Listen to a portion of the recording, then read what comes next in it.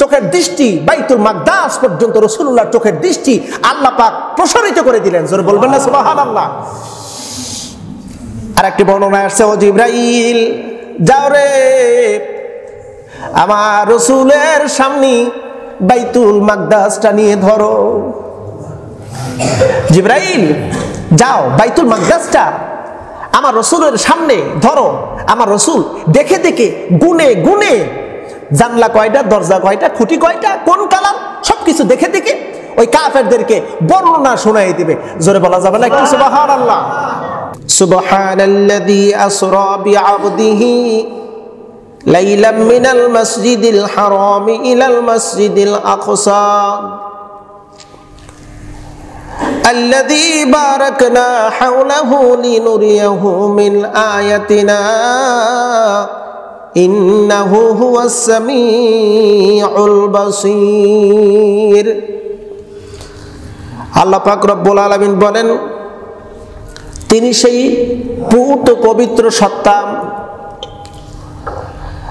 যিনি তার বান্দাকে ভ্রমণ করাইছেন রাতের একটা অংশে মসজিদুল হারাম থেকে মসজিদুল আকসা পর্যন্ত,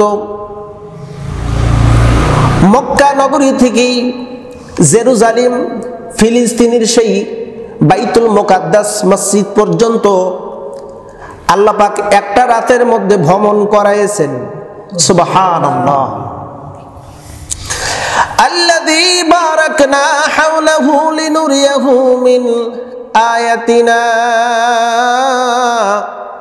ইন্নাহু হুয়াস সামিউল বাসীর। আল্লাহ পাকের বরকত নিদর্শন দেখানোর জন্য আল্লাহ পাক এই ভ্রমণটা করাইছেন। জোরে কোন একটু সুবহানাল্লাহ। বিস্ময়কর একটি ঘটনা, তার নাম হলো মেরাজ। আসরা, এই ভ্রমণ করানো কতটুকু বিস্ময়কর। আল্লাহর নবীজি মেরাজ করে আসলেন একটা রাতের ভিতরে। আবু জাহেলের সঙ্গে বিশ্ব নবীদের সঙ্গে দেখা। আবু জাহেল আমার নবীকে বলতে লাগলো, মোহাম্মদ বিন আব্দুল্লাহ, প্রতিদিন তো তুমি নতুন নতুন কোনো না কোনো একটা কথা বলো, আজকে কোনো নতুন কথা আছে নাকি? আবু জাহেল বলল, নতুন কোনো কথা থাকলে বলতে পারো। প্রিয় নবী বললেন, চাচা নতুন কি কথা বলবো? আজকে রাত্রিতে আল্লাহ পাক রব্বুল আলামিন আমাকে এই হেরেম শরীফ থেকে, মক্কা থেকে ফিলিস্তিন পর্যন্ত ভ্রমণ করাইছেন। ফিলিস্তিনিতে গিয়েছিলাম, সেখান থেকে আবার রাতে চলে এসেছি। সুবহানাল্লাহ একটু বলবেন না? আবু জাহেল কথাটা রিপ্লাই করে বলতে লাগলো, মোহাম্মদ বিন আব্দুল্লাহ, তুমি কোন কথা বললে আবার একটু বলো তো শুনি। শোনাকে আমার একটু ভুল হয়েছে নাকি? তুমি বললে আজকে রাত্রিতেই মেরাজ করে এসো, এই জেরুজালেম থেকে তুমি ঘুরে এসেছো, মক্কা থেকে জেরুজালেম ফিলিস্তিন সেখান থেকে ঘুরে এসেছো আজকে রাত্রিতে। বলে হ্যাঁ। আচ্ছা মোহাম্মদ বিন আব্দুল্লাহ, তুমি বলো তো, তুমি যেই কথাটা আমাকে বললে এই কথাটাকে আমি মানুষের মাঝে প্রচার করব? বলে হ্যাঁ, প্রচার করতে পারো। আবু জাহেল কয়, পাইছি একটা প্লাস পয়েন্ট। এতদিন আমি মক্কার মানুষদেরকে বলছি মোহাম্মদ বিন আব্দুল্লাহ পাগল পাগল পাগল, আমার কথা কেউ বিশ্বাস করেনি। তবে আজকের এই কথাটা আমি মক্কার অলিগলি প্রচার করব, আমার কথা নির্ঘাত সবাই বিশ্বাস করবে মোহাম্মদ বিন আব্দুল্লাহ একজন পাগল। নাউজুবিল্লাহ। আবু জাহেল দৌড় দিয়ে মক্কার সমস্ত কাফের বেঈমানদেরকে ডিকি ডিকি বলতে লাগলো, মক্কার কাফের বেঈমানরা, মক্কা নগরের মানুষেরা, তোমরা তাড়াতাড়ি চলে আসো। আবু জাহেল ছিল রাষ্ট্রপতি, মক্কা নগরের রাষ্ট্রপতি ছিল আবু জাহেল। নেতা ডেকেছে, এ হেরেমের অধিবাসীরা, মক্কা নগরের মানুষেরা কোথায় আছো? তাড়াতাড়ি চলে আসো। ছোট বড় আবাল বিদ্যা বনিতা সব উপস্থিত। কি জন্য ডেকেছো? বলে ডাকছি জরুরি কথা বলার জন্য। আমি এতদিন বলেছি মোহাম্মদ বিন আব্দুল্লাহ পাগল, কিন্তু তোমরা কেউ তা মানো নাই, বিশ্বাস করো নাই। মোহাম্মদ বিন আব্দুল্লাহ যে পাগল তার প্রমাণ হলো মোহাম্মদ বিন আব্দুল্লাহ সে বলতেছে আজকে রাত্রিতে, গত রাত্রিতে সে নাকি এই মক্কা থেকে জেরুজালেম অর্থাৎ ফিলিস্তিন সেখানে গিয়েছিল, সেখান থেকে ঘুরে এসেছে আজকে রাতের মধ্যে। কথা কি সত্য? বলা হ্যাঁ সত্য। আল্লাহ রসুলকে বলা হচ্ছে, রসুল আমার বললেন হ্যাঁ হ্যাঁ, যা সত্য আমি তাই বলেছি। আল্লাহর নবীকে সবাই পাগল পাগল বলে সাব্যস্ত করতে লাগলো। একজন ভালো মানুষকে যদি শত শত মানুষ যদি পাগল বলে, তার সেন্সটা কেমন হয়? আপনি সামাজিকভাবে একটু বাস্তবিকভাবে মিল করে দেখেন। একজন ভালো মানুষকে যদি পাগল বলে, ওই মানুষটার অন্তরের ভিতর কেমন জ্বালা যন্ত্রণা শুরু হয়। আমিনকে নিয়ে হেরেম শরীফের ভিতর সবাই হাততালি দেয়, পাগল পাগল বলে চিল্লায়, আনন্দ করে, ফুর্তি করে। কে যেন আবু বকর সিদ্দিক রাদিয়াল্লাহু তাআলা আনহুর কানে খবর দিয়েছে, সিদ্দিক আকবার আবু বকর তোমার নবীকে লইয়া হেরেম শরীফের ভিতরে সবাই হাসি তামাশা করে, কৌতুক করে, পাগল পাগল বলে সাব্যস্ত করে। তুমি কি খবরটা কি জানো? বলে না তো আমি জানি না। শোনা মাত্রই আবু বকর সিদ্দিক রাদিয়াল্লাহু তাআলা আনহু এত জোরে দৌড় দিয়েছেন, এক দৌড় দিয়া রাহমাতুল লিল আলামিনের কাছে আসলেন। এসে দেখেন শত শত মানুষের উপস্থিতি, সবাই পাগল পাগল বলে রসুলকে খেপাচ্ছে, ধিক্কার দিচ্ছে, তিরস্কার করতেছে। নাউযুবিল্লাহি মিন যালিক। আবু বকর ভিড়ের ভিতরে কোনো মতো ঠেলা দিয়ে নবীজির পাশে এসে দাঁড়াইলেন। দাঁড়ানোর পরে সবাই যার যার মতন করে আল্লাহর নবীকে ভাৎসনা গালমন্দ করা শুরু করে দিয়েছে। আমাদের সমাজের মধ্যে একটা কথা আছে, কথাটা হলো সবাই যাকে ভালো বলে ভালো সে হয়, সবাই যাকে মন্দ বলে মন্দ সে হয়। লোকে যারে ভালো বলে ভালো সে নয়, সবাই যারে ভালো বলে ভালো সে হয়। আমরা এরকম বলি না? কথা বলেন মুরব্বীরা যারা আছেন, আমরা এই কথা কিন্তু বলি, সবাই যারে ভালো বলে সেই ব্যক্তি ভালো। আমি বলি এই কথাটা সম্পূর্ণরূপে মিথ্যা। মক্কার নগরের সমস্ত মানুষ রাহমাতুল লিল আলামিন কি পাগল, জাদুকর, খারাপ, ভণ্ড, প্রতারক, মিথ্যুক আর কত কিছু বলেছে। তাই বলি কি আমার রসুল কি খারাপ, ভণ্ড, প্রতারক, মিথ্যুক? না না, সবাই যদি মন্দকে ভালো বলে কোনোদিন ওই মন্দ ভালো হতে পারে, আবার ভালোকে যদি সবাই মন্দ বলে কোনোদিন ওই ভালোটা কখনো মন্দ হতে পারে না। আবু বকর বলল, রে মক্কাবাসীরা, আমার নবীকে কেন এমন গালমন্দ করো? আমার রসুল কি করেছে? আবু বকর সিদ্দিক রাদিয়াল্লাহু তাআলা আনহু আমার নবীকে এতটাই ভালোবাসতেন, এতটাই অনুগত্য করতেন। তার অনুগত্যের প্রমাণ হলো রসুল যখন হিজরত করলেন আবু বকরের সঙ্গে, আবু বকর তার শরীরের যেইটুকু পোশাক ছিল অতটুকু পোশাক নিয়ে মক্কা থেকে মদিনায় হিজরত করেছেন। বাড়িতে ধনভাণ্ডার ছিল, টাকা পয়সা ছিল, অর্থ করেছিল। তিনি তো ছিলেন একজন ব্যবসায়ী, কাপড়ের ব্যবসা করত, অনেক টাকার মালিক ছিল। রসুল বলছেন আবু বকর হিজরত করতে হবে। যেদিন বলেছিলেন ওই দিন থেকে অপেক্ষামান ছিল রসুল কখন আসবে, কোন সময় আসবে। গভীর রাত্রিতে ডাকলেন, আবু বকর বের হও, রেডি। আবু বকর বের হয়েছে, চলো যেতে হবে।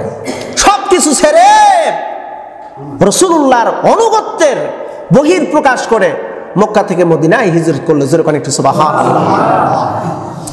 সে আবু বকর বলতে, ইয়া রাসূলুল্লাহ, আপনি কি নিয়ে এত অবহেলা, কুৎসা রটাচ্ছে? এ মক্কা নগরীর মানুষেরা বলো কি হয়েছে?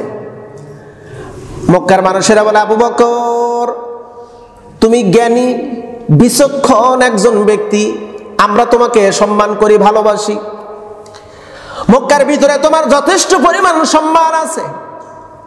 আবু বকর রে, তুমি যাকে নবী বলে মানো, যার প্রতি তোমার অগাধ বিশ্বাস, ভালোবাসা,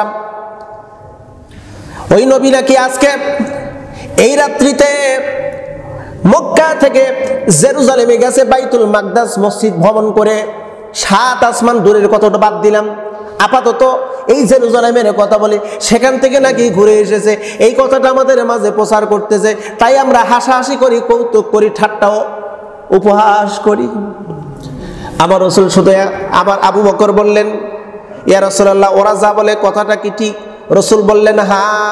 মুহূর্তের ভিতরে আবু বকর সিদ্দিক রাদিয়াল্লাহু তাআলা বললেন, সাদ্দাকতু। সুবহানাল্লাহ। আমি বিশ্বাস করলাম, আমি বিশ্বাস করলাম আমার রাসূল আজকে এই মক্কার নগরী থেকে জেরুজালেম বাইতুল মাকদাস ভ্রমণ করে এসেছে, এমনকি সাত আসমান, জান্নাত, জাহান্নাম সবকিছু দেখে এসেছে। আমি রাসূল বিশ্বাস করলাম, আমি আবু বকর বিশ্বাস করলাম। মক্কার মানুষেরা বলল, আবু বকর, আমাদের মনের বিশ্বাস ছিল তুমি বুঝি রাসূলুল্লাহর এই কথা বিশ্বাস করবে না? তুমি কেমনে বিশ্বাস করলে? আমাদের তো বুঝে আসে না। আবু বকর যুক্তি দেয়, ও মক্কা নগরের মানুষেরা, তোমরা আমাকে প্রশ্ন করো আমি কেমনে বিশ্বাস করলাম। আচ্ছা কথা শোনো, আচ্ছা বলো। আমার রাসূল নবুয়তির যখন দাওয়াত দেওয়া শুরু করলেন, আমাকে এসে বলতে লাগলেন, আবু বকর, আল্লাহ পাক আমাকে নবুয়তির দায়িত্ব দিয়েছে। আমি নবী, শেষ নবী। আল্লাহ একজন আছে স্রষ্টা। আমি সেই সময় মুহূর্তের মধ্যেই বলতে দেরি, আমি কোনো প্রকার যুক্তি, কোনো কারণ কিচ্ছু বাতলাই নাই। আমি বলেছি, আপনি বলেছেন আল্লাহ একজন স্রষ্টা, আমাদের স্রষ্টা, বিশ্বাস করি। আপনি নবী, আমি বিশ্বাস করি, কারণ 22টা বছর আপনার সাথে আমি থেকেছি, কোনোদিন আপনি একটি মিথ্যা কথা বলেন নাই, আজকেও আপনি মিথ্যা বলেন নাই। অবশ্যই একজন স্রষ্টা আল্লাহ আছে। চিল্লা করলেন একটু সুবহানাল্লাহ। আজ থেকে প্রায় 12 বছর আগে যেই আল্লাহকে দেখি নাই, ওই আল্লাহর প্রতি ঈমান আমি এনেছি। আমার নবী বলেছে, আবু বকর, ইয়াউমাল আখিরাহ, আখিরা নামক একটা জগৎ আছে, কবর থেকে সেই জগৎ শুরু হবে। কবরের মধ্যে আযাব হবে, অথবা কবরের ঘর হবে শান্তির টুকরা। আমি আবু বকর কবরের আযাব দেখি নাই, কবরের শান্তির ঘর দেখি নাই, কিন্তু আমি বিশ্বাস করেছি। আমার রাসূল বলেছে, আবু বকর, একটা দিন নির্ধারিত আছে,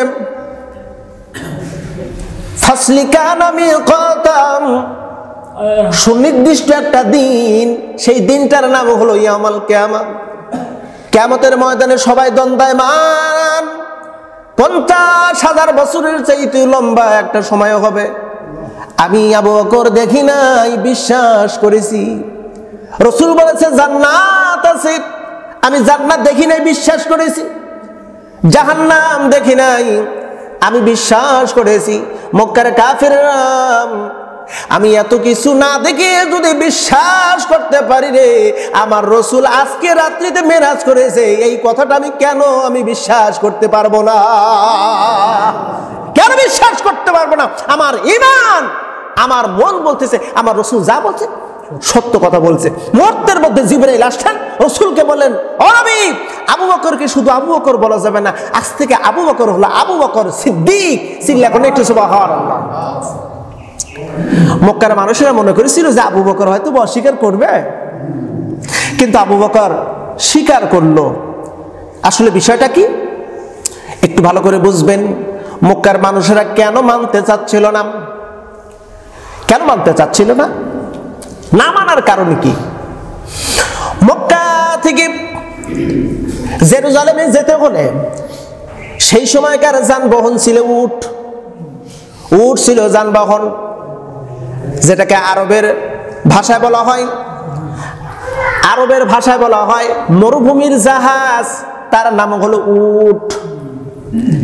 উট সম্পর্কে আল্লাহ পাক একটি সূরা নাজিল করেছেন। এই সূরার ভিতরে উট সম্পর্কে কিছু নিদর্শন মানবদের জন্য রেখে দিয়েছেন। তোমরা তাকেই দেখো, উটের দিকে, উট একটা পানির দিকে তাকায় দেখো, ওইটাকে আমি কিভাবে সৃষ্টি করেছি। একটা উট লাগামহীন কয়েকদিন পানি পান না করেও থাকতে পারে। চিল্লা বলবেন না সুবহানাল্লাহ। মরুভূমির ঝড় শুরু হয়ে গেছে, উট কিভাবে নিজেকে সংরক্ষণ করবে। আহা, বালুর ভিতরে মাথাটা ঢুকাই দিচ্ছে, বাতাস, ঝড়, বালু উপর দিয়ে প্রবাহিত হয়ে যাচ্ছে, উটের কোনো ক্ষতি হচ্ছে না। আলহামদুলিল্লাহ বলবেন না একটু? মরুভূমির জাহাজ হলো উট। মক্কা থেকে যদি একটা উট জেরুজালেমের উদ্দেশ্যে রওনা দেয়, যেতে লাগে 40 দিন, আসতে লাগে 40 দিন, 80 দিনের রাস্তা। মোহাম্মদ বিন আব্দুল্লাহ এক রাতে কেমনে ভ্রমণ করলো আমাদের বুঝে আসে না। প্রিয় ভাইয়েরা, আমার রাসূল যখন বললেন মেরাজ করেছি, আবু বকর সত্যায়িত করল। এবার মক্কার ভিতরে কাফেরদের ভিতরে সবচাইতে বড় ধূর ছিল মুতঈম। এত বড় চালাক, এত বড় চতুর এই মুতঈম এবার বিশ্ব নবীকে ঠেকানোর জন্য কিছু যুক্তি উপস্থাপন করল। আবু জাহেলকে বলছে, আবু জাহেল সমস্ত জনগণকে থামাও, মোহাম্মদ বিন আব্দুল্লাহকে এই মুহূর্তেই জায়গায় আমি ঠেকাই দিচ্ছি, একটাও কথা বলতে পারবে না। আমি এমন কিছু প্রশ্ন করবো, এই প্রশ্নের জবাব মোহাম্মদ বিন আব্দুল্লাহ দিতে পারবে না। পরিশেষে আমরা তাকে মক্কা নগর থেকে নিষিদ্ধ বলে ঘোষণা করে দেব। ইরিদুনা লিতুফিউ নূরাল্লাহি বিআফওয়াহিহিম আল্লাহু মুতিম্মু নূরিহি ওয়ালাউ কারিহাল কাফিরুন। যুগে যুগে ইসলামকে নিভায়া দেওয়ার ব্যাপক ষড়যন্ত্র করেছে, অতীতেও করেছে, বর্তমানেও চলমান, ভবিষ্যতেও করবে। কিন্তু আল্লাহ পাকের পরিষ্কার একটি বার্তা, পরিষ্কার নিউজ হলো, ওরা আল্লাহর জমিন থেকে আল্লাহর নূর নিভায়া দেবে, ইসলামকে নিভায়া দেওয়ার চেষ্টা করবে, ব্যর্থ হবে। কারণ আল্লাহু মুতিম্মু নূরিহি, ওরা নিভায়া দেওয়ার চেষ্টা করবে আর আল্লাহ প্রজ্বলিত করবে। বলুন তো বিজয় কার হবে? মানুষের বিজয় না আমার আল্লাহর বিজয়? আর একবার বলুন, কার বিজয় হবে? আল্লাহর বিজয় হবে। যদিও এটা কাফেররা পছন্দ করে না। আল্লাহর জমিনে ইসলাম কেন প্রতিষ্ঠিত হবে, কি জন্য প্রতিষ্ঠিত হবে, এটা কাফেররা পছন্দ করে না। যদি এই কথাটা আল্লাহর জমিন, আল্লাহর দ্বীন প্রতিষ্ঠিত হোক, এই জিনিসটা কোনো মুসলিম যদি বাধা দেয়, কোন মুসলিম যদি বাধা দেয়, ইসলাম প্রতিষ্ঠিত হতে দেওয়া যাবে না, তাহলে বুঝতে হবে আল্লাহর ভাষা ও মুসলিম না, ও কাফের। ও কি? কাফের। মুতঈম এবার ডাক দিয়ে বলল, মুহাম্মদ বিন আব্দুল্লাহ, কিছু সময়ের জন্য ধরে নিলাম তুমি বাইতুল মাকদাসে গিয়েছো, উপরের কথা বাদ দিলাম, আবার তো জমিনের কথা বলি। উপরের হিসাব পরে, আগে জমিনের হিসাব। প্রথম হিসাব হলো, তুমি যে বললে বাইতুল মাকদাসে তুমি গিয়েছো, তার মানে তুমি আজকে রাত্রিতে গিয়েছো।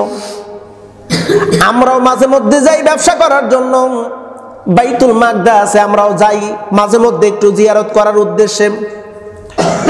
মুহাম্মদ বিন আব্দুল্লাহ, বলো তো, বলো এই বাইতুল মাকদাসের কয়টা দরজা, কয়টা জানালা, কয়টা খুঁটি, ওর কালার রং কেমন, কোন দিকে দরজাগুলো আছে, একটু বলো না, বলো আমাকে, আমাদের সবাইকে বলো। যেহেতু তুমি আজকে রাত্রিতে দেখে এসেছো, আমরাও দেখে এসেছি অনেকদিন আগে, দেখি তোমার কথার সাথে আমাদের কথার মিল আছে কিনা। কঠিন প্রশ্ন, এমন একটি প্রশ্ন, আমার রাসূল প্রশ্ন, এই কথা শোনা মাত্র কপাল ঘামতেছে, গা শরীর দিয়ে দরদর করে ঘাম বের হচ্ছে। আল্লাহ পাক কিন্তু আগেই বলেছেন, আল্লাহ সুবহানাহু ওয়া তাআলা বলেন, আমি আমার বান্দাকে রাতের একটা অংশের ভিতরে আমি ভ্রমণ করেছি, বাইতুল মাকদাস থেকে ঘুরাই নিয়ে এসেছি। রে মুসলিম, এই মেরাজের ভিতরে অসংখ্য শিক্ষা আছে।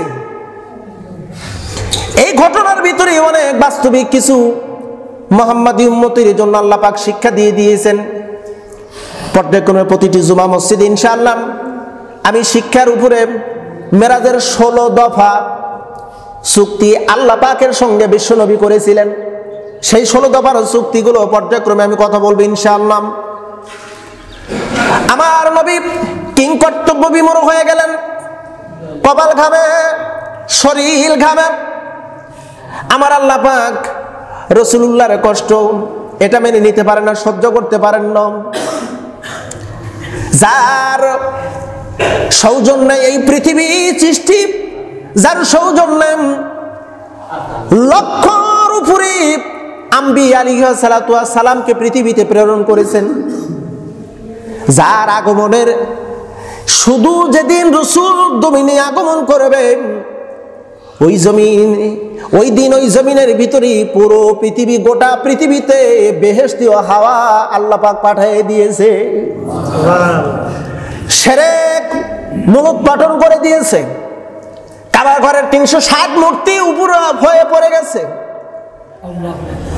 রোম পারস্যিপ 1000 বছর ধরে অগ্নি প্রজ্বলিত ছিল, একদিনও নেভানো হয় নাই।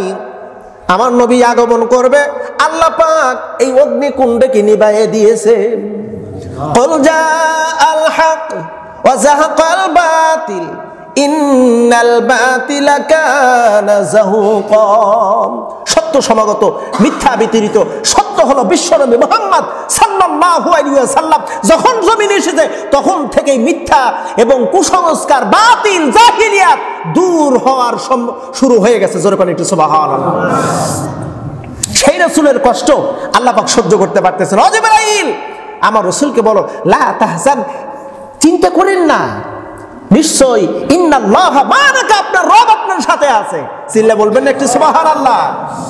জিবরাইল চলে আসলেন, আমার রাসূলকে কানে কানে বলতে লাগলেন, ওগো নবী,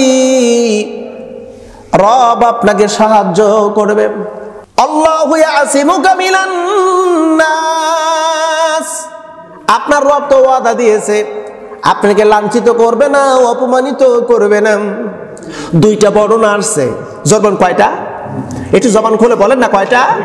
দুইটা বর্ণনা আসছে। একটা বর্ণনা হলো রাসূলুল্লাহর চোখের উপর থেকে পর্দা তুলে দেওয়া হলো, চোখের দৃষ্টি বাইতুল মাকদাস পর্যন্ত রাসূলুল্লাহর চোখের দৃষ্টি আল্লাহ পাক প্রসারিত করে দিলেন। জোরে বলবেন না সুবহানাল্লাহ।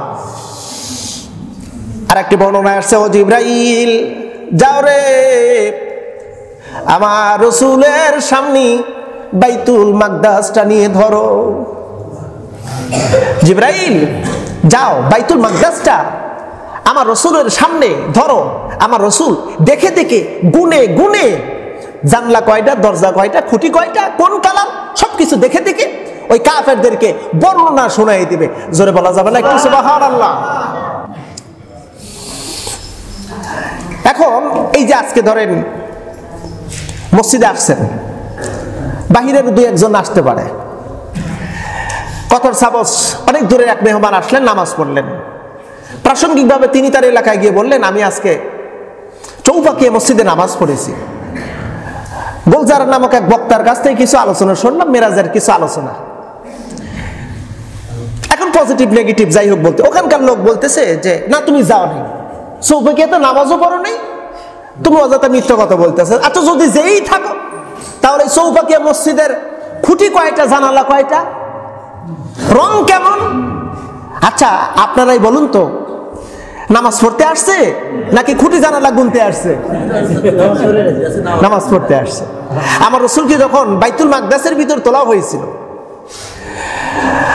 আমার রাসূলকে বাইতুল মাকদাসে তুলবে, বাইতুল মাকদাসে নিয়ে যাবে। রাসূল যাবার পূর্বেই বাইতুল মাকদাস পরিপূর্ণ, অচেনা অজানা কিছু মানুষ, এত সুন্দর সুন্দর চেহারা, যেন এখানে হাজার হাজার মানুষের সমাগম হয়েছে। জোরে বলা যাবে না একটু সুবহানাল্লাহ। জিবরাইল সাথে আছে। ও জিবরাইল, এরা কারা? নবী গো, আদম নবী থেকে শুরু করে সমস্ত নবী, ঈসা রুহুল্লাহ পর্যন্ত যতগুলো নবী পৃথিবীতে আল্লাহ পাক পাঠাইয়েছিলেন, সমস্ত নবী রাসূলদেরকে আজকে আপনার সৌজন্যে, আপনার সাক্ষাতের জন্য সমস্ত নবীদেরকে আল্লাহ পাক তুলেছে। এই জায়গায় সাক্ষাৎ হবে, পরিচয় হবে, কথাবার্তা হবে, আলোচনা হবে। জোরে বলবেন না একটু সুবহানাল্লাহ। আমরা কোন নবীর উম্মত? কোন নবীর উম্মত? রাসূল গিয়ে দেখেন সমস্ত নবী আম্বিয়া আলাইহিস সালাতু ওয়াস সালাম, নামাজ হবে, এলান হলো, নামাজের জন্য প্রস্তুতি হন, সবাই সারিবদ্ধ, জামাতবদ্ধ নামাজ, জামাতবদ্ধ নামাজ হলে ইমাম তো একজন দরকার আছে, ইমাম দরকার আছে না? তো ইমাম কে হবেন? প্রত্যেকটা নবী রাসূল জামাতের সহিত নামাজ পড়াইছেন, আর ইমাম ছিল। কে ইমাম হবে? হাদিসে মুতাওয়াতির। আবু সাঈদ খুদরি রাদিয়াল্লাহু তাআলা আনহু বর্ণনা করেন, মুসা কালিমুল্লাহ মনে মনে ধারণা করেন আজকের ইমাম বুঝি আমি হব, কারণ আমি হলাম বনি ইসরাইলদের সমস্ত বনি ইসরাইলদের যত নবী এসেছে ৭০,০০০ নবীর মধ্যে সর্বশ্রেষ্ঠ নবী হলাম আমি, আল্লাহ বুঝি আমাকেই ইমাম বানাইবে।